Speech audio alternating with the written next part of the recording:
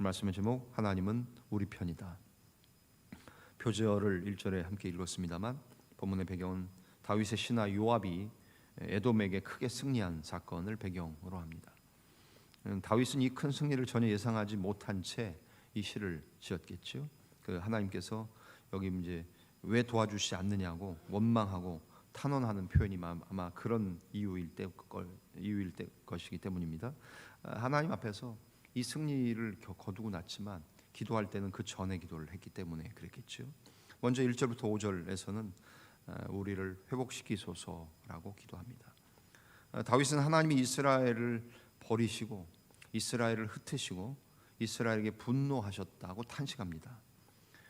왜냐하면 전쟁의 어떤 전황이 굉장히 불리했기 때문이겠죠.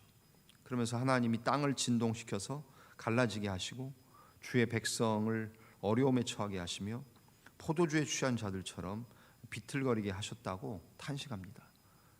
전쟁의 상황이 이스라엘 또 자기 편에게 불리한 상황이었기 때문이겠죠. 상황이 절대적으로 불리해 보였던 겁니다. 그래서 다윗은 마치 하나님께 좀 짜증내듯이 하나님께 명령하듯이 하나님 우리 회복시켜 주십시오. 땅이 갈라진 틈을 기워서라도 고쳐 주십시오. 여러분 땅이 지진 나가지고 갈라졌는데 그것을 이렇게 깁듯이 바느질 하듯이 그렇게 하나님께 지금 억지 비슷하게 요청하고 떼쓰고 있는 그런 상황 아니겠습니까? 자신과 이스라엘 군대가 주님을 경외하는 자로서 하나님의 깃발을 달고 싸우고 있다고 부르짖는 거지요. 특별히 4절 말씀 보시나요? 주를 경외하는 자에게 깃발을 주시고 진리를 위하여 그 깃발을 어떻게 해요? 달게 하셨나이다. 우리가 일반적으로 계속해서 여호와 니시, 여호와는 나의 깃발이라고 히브리어 원문대로 여호와는 나의 깃발. 그 깃발이란 말은 승리의 깃발이고 승리를 상징하는 것 아닙니까? 그러니까 그런 차원에서 하나님의 깃발을 달고 내가 싸우고 있습니다. 주를 경외하는 저와 우리 군대가 그렇게 전쟁하고 있는데 상황이 불리해서 이게 되겠습니까? 이런 뉘앙스겠죠. 그래서 이스라엘이 하나님의 이름으로 불리는 군대지 않습니까? 근데 그렇게 하나님의 이름으로 불리는 군대로서 하나님 패하도록 내버려 두실 겁니까? 그러지 마십시오라는 것이죠. 다윗은 자기와 자기가 속한 이스라엘이 주님의 사랑을 받는 자, 주님의 사랑을 입은 자임을 의심하지 않았지요. 그런 차원에서 담대하게 하나님께 구원을 요청하고 있는 겁니다. 이 전쟁의 분위기를 하나님 바꿔달라고 기도하고 있는 거지요. 5절 주께서 사랑하시는 자를 건지시기 위하여 주의 오른손으로 구원하시고 응답하소서라고 말씀합니다. 하나님 저를 사랑하시고 우리 이스라엘을 사랑하시지 않습니까?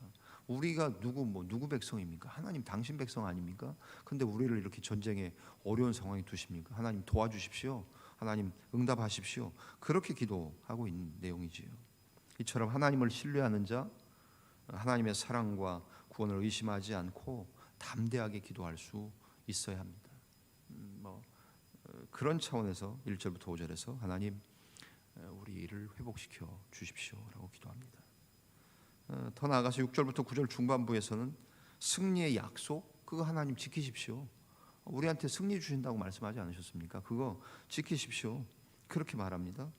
우리가 계속 시편을 살피고 있습니다. 하나님 앞에 탄원 막 부르짖지 않습니까? 여호와여, 하나님이여, 나의 하나님이여 하고 이제 부르고 탄식하고 그다음에 간청하고 구원의 확신이 오는데 여기서는 확신이 아닌 하나님이 주신 승리의 약속들이 제시되고 있습니다. 그래서 6절부터 등장하는 지명들 굉장히 많은 곳이 나오죠. 세겜, 숫곳, 칠르앗에 길르앗, 므낫세, 에브라임, 또 유다, 모압, 에돔, 블레셋 이렇게 6절부터 8절까지 막 지명들을 얘기하지요.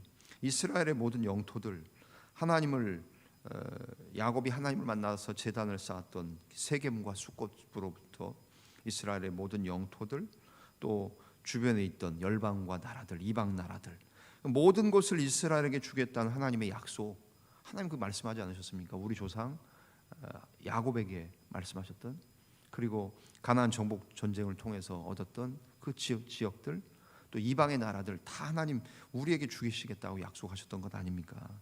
그걸 다 언급한 후에 결국 누가 자기를 견고한 성 에돔으로 인도하겠냐고 탄식하지요. 마치 뉘앙스는 계속 이런 뉘앙스입니다. 하나님께 당장 약속 지키시라고 약속 지키라고 요구하는 것처럼 우리가 우리의 자녀들에게 뭐 사주겠다, 뭐 해주겠다, 엄마 아빠가 뭐 해주겠다고 했는데 약속을 조금만이라도 늦추면 엄마 아빠에게 애들이 뭐라 그래요? 맨날 엄마 그러지 않았냐고, 아빠 약속하지 않았냐고 막 그러지 않습니까? 그런 뉘앙스라는 거지. 마치 다윗이 마치 어린 아이처럼 엄마 아빠가 한 약속 그거 요청하는 그 어린 자녀처럼 하나님께 약속을 당장 약속 지키라고 요구하는 그런 내용이라는 거죠. 이런 것은 지난번에 한번 말씀드렸습니다만 다윗이 그만큼 하나님과 친밀한 관계라는 걸 알려주는 거지요. 옆집의 아저씨한테 우리 애가 뭐 사달라고 약속 왜 안 지키냐고 얘기합니까? 아랫집 윗집 아줌마한테 우리 딸이 그렇게 얘기할 수 있습니까? 없지요. 그거는 부모 되니까 내가 부모 된 나에게 우리 아들 딸이 얘기하는 겁니다. 그처럼 하나님과 얼마나 친밀한 관계를 가지느냐 하는 것도 시인 다윗을 통해 우리가 보는 중요한 인간 관계지요. 하나님과의 관계지요. 그만큼 다윗은 하나님과 친밀한 관계였습니다. 우리 신앙생활 하다가도 평소에는 하나님을 찾지 않다가 어려운 일 때만 하나님을 찾는 것, 그거 믿음이 없다고 할 수는 없잖아요. 어려울 때도 하나님을 안 찾는 사람들도 있고 신앙인들 중에도 그냥 교회를 문의로 뭐 다니고 그냥 뭐 다른 종교 중에서 그냥 하나 선택하고 그렇게 다니는 사람들은 어려울 때도 하나님을 찾지 않습니다. 그러나 평소 하나님 찾지 않다가 어려운 일이 있을 때라도 찾으면 다행이지만 그렇게 신앙생활하는 것은 미숙한 신앙생활이겠죠. 우리는 어떻게 믿음생활하고 계십니까? 우리 저와 여러분들은 날마다 하나님과 친밀한 관계를 누리는 성도. 그렇기에 이런 어려움 앞에서 다윗처럼 좀 떼쓰고 뭐 그냥 말도 안 되는 것 같은데 막 그냥 투정 부리고 그러는 아이처럼 어려움 앞에서 담대하게 기도할 수 있는 이유는 뭡니까? 하나님 아버지와 내가 얼마만큼 친밀하느냐라는 거예요. 그래서 그런 차원에서 때로는 불평 또 원망 같은 이야기지만 그것도 저는 기도라고 말씀드리지 않습니까? 불평 안 합니다. 원망 안 합니다. 그렇게 나이스하게 살 수도 있을 거예요. 그러나 그건 그 관계가 그만큼 멀거나 소원한다는 이야기일 수 있지 않겠습니까? 승리의 약속 하나님 말씀하지 않으셨습니까? 승리의 약속 지키십시오. 그 말씀해놓고 하나님인데 안 지키시겠어요? 이렇게 떼쓰는 그런 모습이라는 거지요. 마지막 10절부터 11절 결국 하나님만 의지합니다라는 고백으로 마무리하고 있지요. 10절부터 12절입니다. 하나님이여 주께서 우리를 버리지 아니하셨나이까? 하나님이여 주께서 우리 군대와 함께 나아가지 아니하십니다. 우리를 도와 대적을 치게 하소서. 사람의 구원은 헛됨이니이다. 우리가 하나님을 의지하고 용감하게 행하리니 그는 우리의 대적을 밟으실 자이십니다. 밟으실 이심이로다 라고 말씀합니다. 다시 한번 하나님께 이스라엘을 버리신 것 아니냐? 어찌 우리 군대와 함께 하시지 않냐고 10절에는 원망하는 내용이 먼저 나옵니다. 당장 함께 싸워달라고 하나님을 조르고 막 그냥 협박하듯이 그러고 있는 겁니다. 이렇게 도와달라고 조르는 이유는 뭡니까? 자기 힘으로. 다윗이 아무리 전쟁에 능한 임금이었고 장수였지만 자기 힘으로 에돔을 정복할 수 없다는 고백이지요. 그래서 오직 하나님만을 의지하고 용감하게 싸우겠다는 다짐, 그리고 하나님이 결국 승리를 주시리라는 확신을 표현하면서 자기의 시를 마치게 됩니다. 우리도 힘든 일을 겪을 때 하나님의 도우심을 구하기보다는 도와줄 어떤 사람, 환경을 찾지는 않으십니까? 그러나 다윗은 오직 하나님만 바라봤고 불평과 원망의 표현까지 써가면서도 하나님에게서 시선을 다른 데로 돌리지 않았어요. 불평도 조르는 것도 짜증도 원망도 다 누구에게? 하나님 아버지께, 사람에게 도움을 바라지 않았다는 겁니다. 자기의 시선을 여호와에게서 떼지 않았다는 겁니다. 하나님께 시선을 고정할 때 결국 하나님이 놀라운 승리를 허락하신 이 사건이 오늘 시편의 본문의 배경입니다. 다윗이 하나님께 당장 도와달라고 기도할 수 있었던 것, 말씀드렸던 것처럼 하나님과의 친밀한 관계, 그것을 유지하고 있었기 때문입니다. 우리도 약속의 말씀 붙잡고 날마다 기도하고 주님과의 친밀한 관계를 놓지 마십시오.